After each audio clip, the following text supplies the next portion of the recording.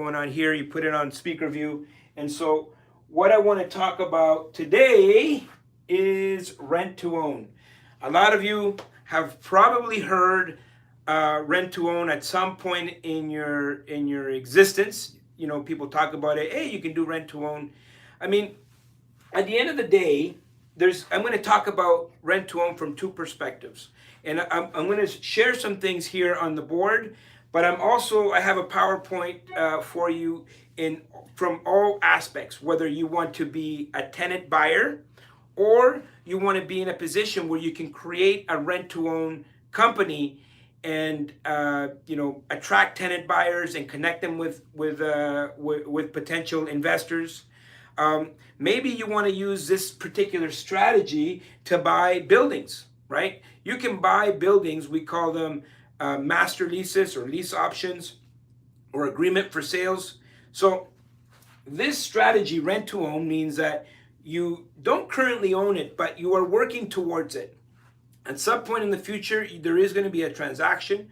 For a lot of young people, this could be a really good choice, a good way to get into the market.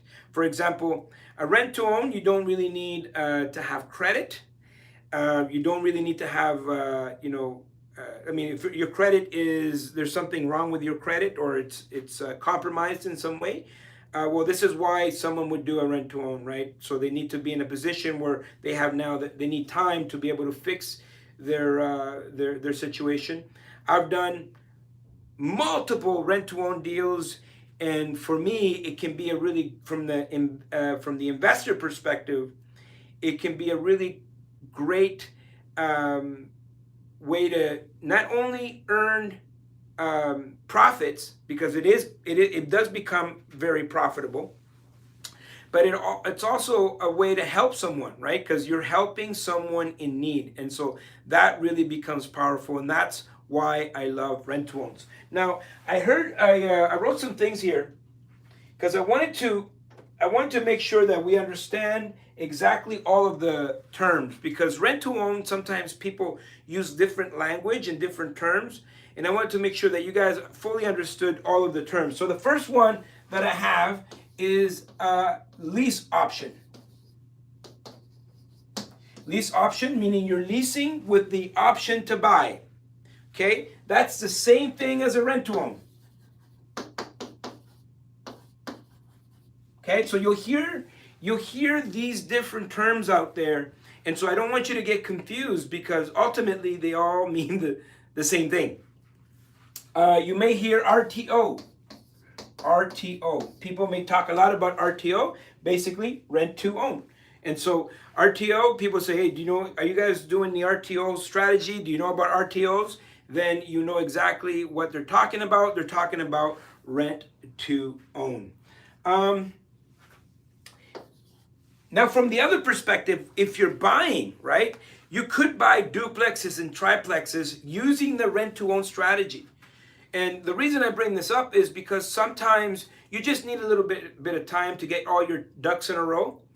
And you might not have the finances at the time. You may not have the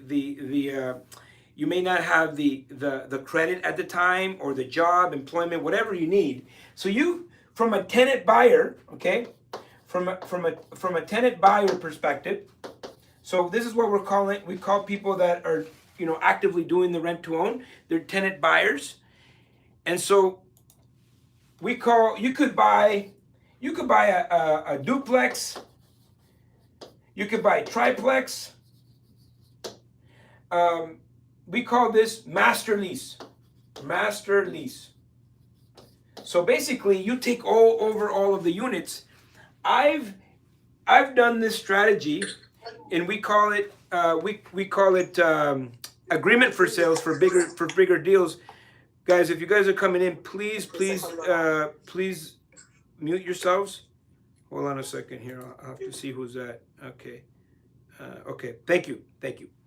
So we call these master leases. So in the past, I've gone in there and I've secured a deal, 21 unit apartment building. So I've bought apartment building using this strategy. being a tenant buyer. In this case, I'm not a tenant, but I am creating a deal today. It's an agreement for sale that in the future I will exercise my option, but now I have a master lease where I control all of the units. I get all of the income, I pay all of the expenses before I actually have to get a mortgage or transact. So why is that good for me as an investor? Well, I get the opportunity to increase the value of that asset. So by the time I close, the property is actually worth more than the original agreement. Meaning, there's been situations when I've closed on a deal and I'm actually getting a check back. So I'm walking from that closing table, from that lawyer's office with a check in my hand versus going to the lawyer's office and having to give them money. And so this can be a really lucrative, really great opportunity for you to know how to negotiate these types of deals.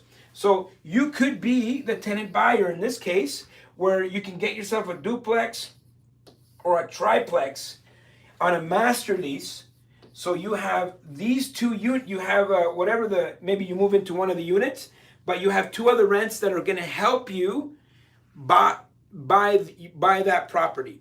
And so this could be really, really good, especially if you're young and there's issues with your credit. It could be a great opportunity for you to get in the game. Here's what it actually does. You control the property.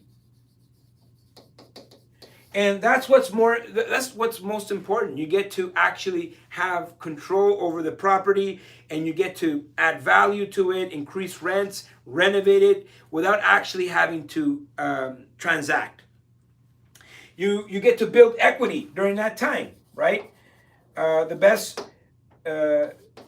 time to get into real estate is yesterday, and the second best time is today. And so you get into you're no longer a spectator. You actually get to get in the game, and let's say you have some issues with your credit or job, or you don't make enough money yet, or you're just starting a family, or you're a newcomer to Canada. There's so many reasons why you may want to do a rent to own. And from the person that owns the property, they actually can realize a higher return. So there's a real exchange of value here, and it actually there's a benefit to the seller for actually doing a rent to own with you, and we'll talk about some of those benefits. The other one, I'll continue on here. The other one is there's forced savings. Forced savings. So, for example, let's say you're trying to save some money to try for a down payment, for example. Well, it may be tough because every time there's you have, like, let's say 5 or 10,000, there's always some sort of emergency, right? And so very similar like a mortgage, when you have a rent to own agreement, there's a certain amount that goes towards the purchase price at the end. And so that now becomes like a forced savings. It's like mortgage, right? You pay your mortgage, you don't realize that you're also paying down the debt. And then eventually you paid off that mortgage. And so it's very similar. There's going to be a rent component, and there's going to be a credit that's going to be applied afterwards. And so this can be really amazing for someone that maybe they have issues managing money, or they tend to every time they have savings, there's always some sort of emergency. In this case, you're being forced to save that money and get into home ownership. Let me see here what I have. Build equity for savings. Oh, here's the other one. You could create a rent-to-own company where you put the investor and the tenant together, right? So you could create a situation where you're marketing and finding tenant buyers, and then you're marketing and finding investors, and you're putting them together, and the result is going to be you get these option. Let's say you have something on an option, and then you resell it on another option. You'll make like 20,000, 30,000. You could be the facilitator of the transaction. If you're the facilitator of the transaction, you can make like 15, 20,000 on a transaction. Then you manage that deal throughout. You'll make like cash flow, let's say of about $300 a month. So it can be very lucrative as a business. So let's talk about. Did I say lease to own? Lease to own. Let me see. Oh, no, I talked about lease option. The last one, you may hear lease to own. Lease to own. You may hear that. It's the same thing. Okay? Some people may refer it as a lease to own. Some people may refer it as a rent to own. And then the last one, where when you're trying to do this with bigger apartment buildings, bigger units, it's called an agreement for sale. An agreement for sale. Okay, this is when you create a master lease and you take over all of the income, you pay all of the expenses, and then you have an option at some point in the future to transact on that deal. Now, how does this work? Okay, how does it work? Well, essentially you want to attract a tenant buyer. Okay, and I'm going to simplify this for you from the investor's perspective and how you transact. But this tenant buyer, for whatever reason, they cannot buy a property conventionally. And so when would this happen? Well, let's say someone has either bad credit for some reason. They may be a newcomer to Canada. Well, that's a huge opportunity for us.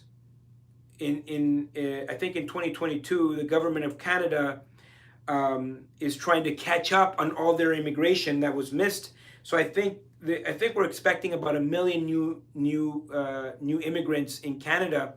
A lot of these immigrants are looking to come to Canada, settle down somewhere, and they want to participate in home ownership.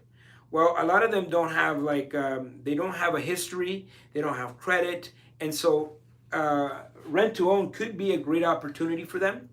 Younger people are having trouble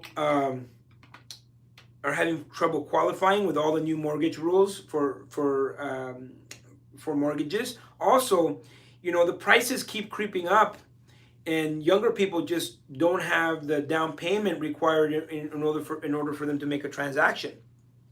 And so this rent to own could be a great strategy for someone to get started. I personally do a lot of rent to owns. I do them. I like to do them, kind of in the Brockville, Prescott area, into Kingston. But what happens is you attract some of these tenant buyers, and you can do a transaction. What I'm looking for is at least a 5% deposit. Okay, so I'm gonna talk about a scenario, a deal that I've done. So we were looking at this deal that it was $210,000. Okay, so $210,000. We took a $10,000. We took a $10,000 deposit up front. The term of the deal is for 5 years. Now, usually around this, if you haven't heard of rent to own before, and someone says this tenant is going to give you $10,000, you would think, well, wait a minute. If someone has $10,000, why can't they just buy their own house? Well, first of all, $10,000 is not nearly enough to be able to put down on a house, especially these days. Number two, maybe there's something about their history, their credit history, or their job, or their employment history, or just history period, that does not allow them for them to be qualified for a conventional mortgage. And so, in essence, they can't buy a house conventionally, and all they have is this $10,000. And what happens is, if someone just keeps that in a bank, well, you know what? If you're saving away for a rainy day, what are you going to have? A lot of rainy days. And so what happens, when someone has $10,000 or $5,000 or $10,000, there's a next emergency that comes. The next car, the car breaks down. And so usually people want to get into home ownership because they know that's a really great way to build equity, and ultimately at some point in the future they'll be able to transact, but they get to enter the market today, which is what's important. And so this $10,000 really, it helps you as the investor pre-qualify the type of tenant buyer that you're going to have. And so this $10,000 is a security for you that that person's not going to go anywhere. We've talked about it before. There's a reason why single homes are bad investments, right? So we have the single door and we have the multifamily, okay? And we had multiple conversations on this before. Single home, you have too many leaks. So you got to pay taxes, you got to pay the water bill, you got to pay insurance, you got to pay your repairs and maintenance, you got to pay your gas, you got to pay your hydro, roof, snow. I mean, I can go on and on and on and on and on, showing you all of the leaks of this single family home. But the problem is you only have one income. One income taking care of all of these expenses. This is why the single family home is literally the worst investment, because there's too many leaks. There's not enough money coming in, and there's too many leaks. Now, the multifamily, you still have all of these expenses, but you have multiple incomes. For example, multiple tenants. If this is a 6-unit building, I have 6 rents coming in. 6 rents coming in versus 1. If this person moves out, you're now on the hook for all of these expenses. Versus if one person moves out, I still have 5 other incomes paying for all the expenses. And so why do I mention this? I mention this because when it comes to rent to own, this is the very first time where that single family house will actually make sense. Because the tenant buyer now, because they are now a tenant, but they're also a buyer, they're a tenant, but they're also an owner, they now take care of all of these expenses. And so that you no longer have these expenses, and that one income becomes secure because that tenant buyer is not going anywhere. And so you have now one income. Of course, you do have to take care of your taxes, but you have that one income, and this is why you'll see cash flow in some of these deals. Going back to this. This $10,000 actually secures, gives me more security that that tenant buyer is not going to go anywhere. And so based on human engineering, this $10,000 is non-refundable. Okay, so meaning if that tenant buyer decides to walk away, they're walking away from their $10,000. And so to me, that gives me the extra security to know that I'm never going to be on the hook for all of these expenses. Okay, and so that's why I love rent to own. And the reason I love rent to own is because, number one, there's no property management. Why? Well, the tenant buyer is actually managing their own property as if it was theirs. And because you have this agreement in place, it will be theirs at some point in the future. Now, they are going to pay a market rent. They're going to pay a market rent. Plus, they're going to give you an added credit every month. Okay? This credit it's separate than their rent, and they pay it to you separately. So for example, if the rent is $1,000 and they have a credit of $300, well, it'll be $1,300 rent payment. They give you $1,000, and then separately they give you another $300 for this option to be able to purchase in the future. And that credit accumulates. It's like forced savings, and by the time they get to the end, they have the down payment that is necessary for them to transact. So let's look at a case study of this particular deal. We have a deal here that we purchased at $210,000. Okay. Now, it needs to be understood that you are doing this as a business. You're a business person. You're an investor, and so we purchased that property for $210,000. But we have an agreement with the tenant buyer that we're going to sell it to them at $240,000. Okay, so the $30,000 upfront profit that you're going to make, I mean, this is for you taking on all of this risk, right? The $240,000. This is the option, the rent-to-own option price. So they have agreed to buy it. And why would they do that? Well, it's normal. If it's a 5-year term, roughly what we've done is 3% per year. Anybody can understand that, and in fact, that's up to you to negotiate. So we bought it at 210, but by the time you transact, so this is now you speaking with a tenant buyer. By the time you buy this property 5 years into the future, it'll be worth more. And so you're going to buy it today. You're going to agree today on what you're buying the property for 5 years from today. You get your $10,000 deposit, and you're going to use that $10,000 to put it towards the down payment.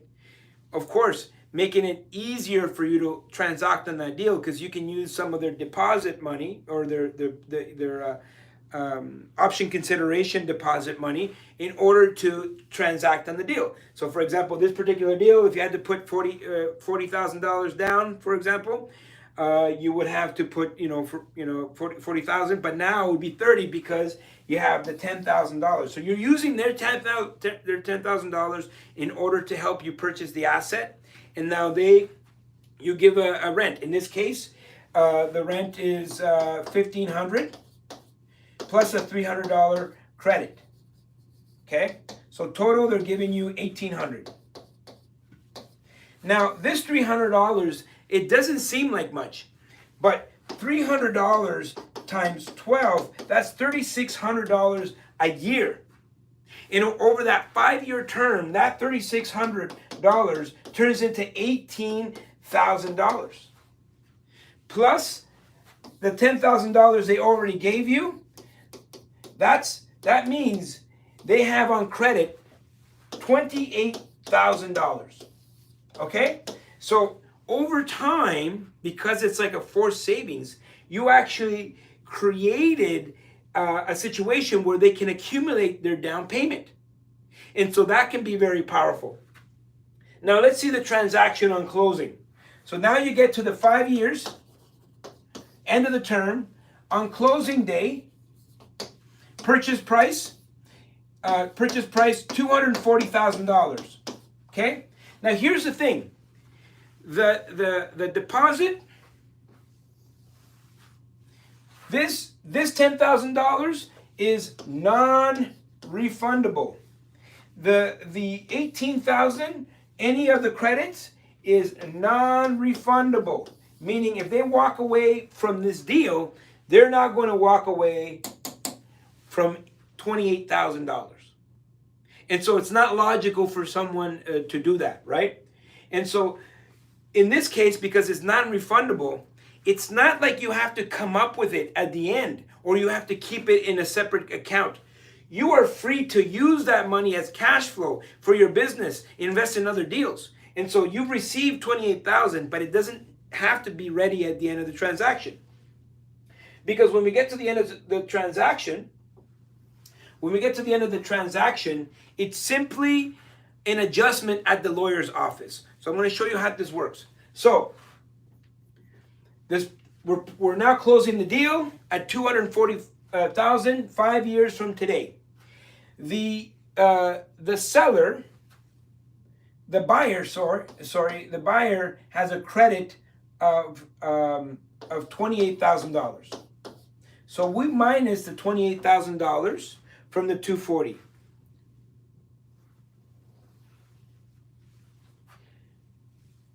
But remember, that money doesn't disappear, because remember, you made the $30,000. Remember the $30,000? You have it now in your hand, okay? And so what's happened is this money, you've already spent it.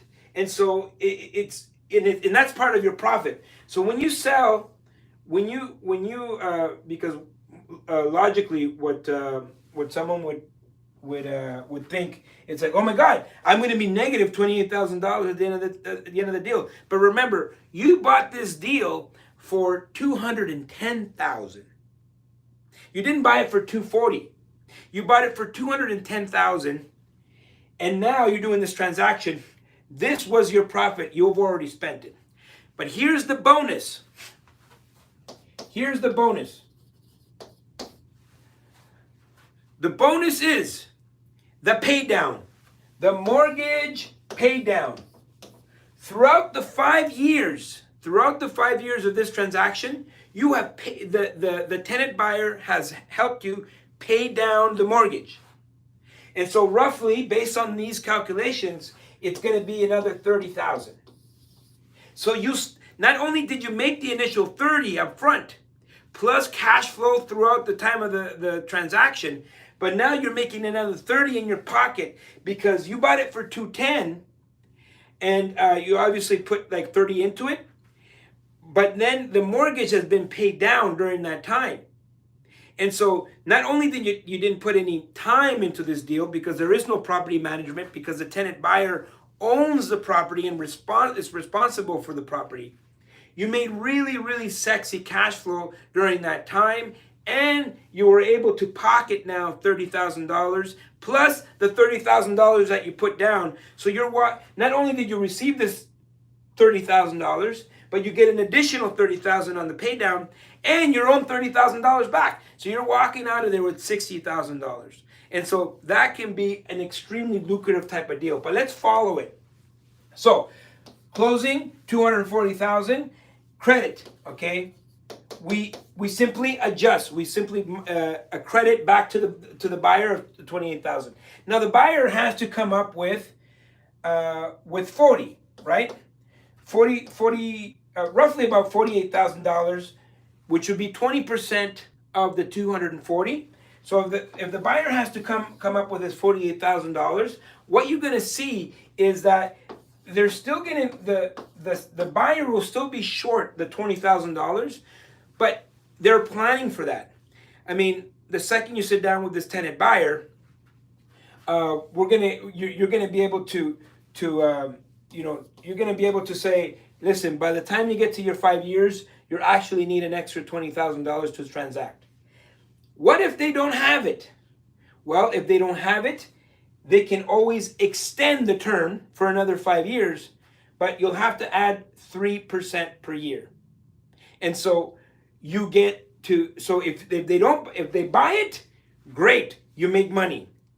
If they walk away from this deal at 5 years, great, you now keep everything. If they extend, well, you now make more money because you add another 3 to 4 or 5% per year, whatever you negotiate. And so there's really no chance of losing here. And so here's the biggest thing. In the 5 years, not only did this tenant buyer accumulate the $28,000 of credit, but in the 5 years, the value of the property is way higher than the $240,000. For example, I just did a deal like this where they extended it once, and we had an agreed purchase price of $240,000, but the property was worth $500,000.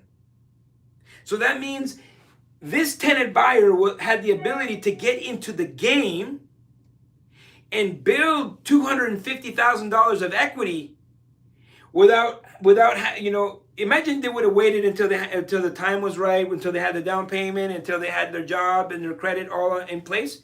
They would have missed the market.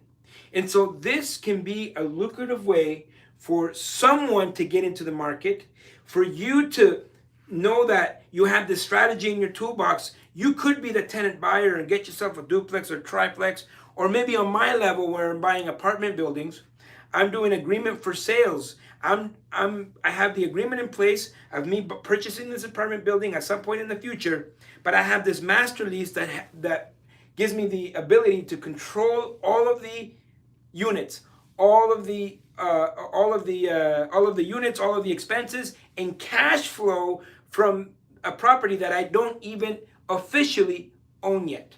And so that is rent to own. Now I do have the slides.